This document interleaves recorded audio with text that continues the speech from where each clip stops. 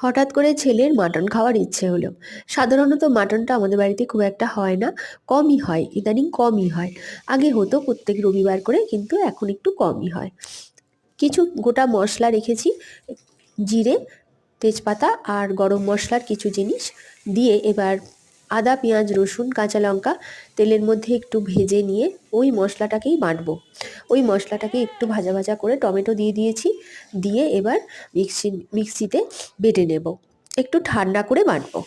এদিকে মাংসটা তেলের মধ্যে দিয়ে দিলাম। আগে আলুটা ভেজে তুলে রেখেছি, কিছু সবজি কেটে রেখেছি, গাজর, বিনস আর ক্যাপসিকাম।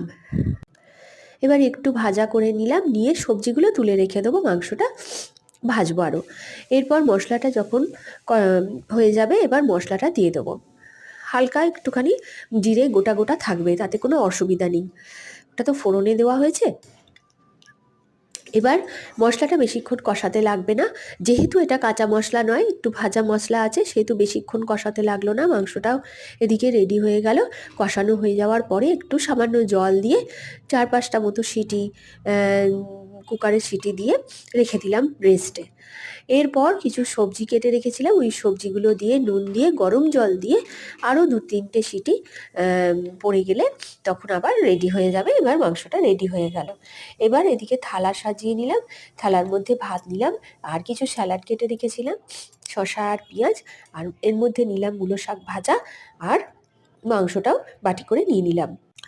একটু সর্দি কাশি হওয়াতে কথা বলতে একটু অসুবিধে হয়েছে, সরি তার জন্য। তোমাদের কেমন লাগলো আমার ভিডিও, আজকে থালা সাজানো কেমন লেগেছে জানিও। টাটা।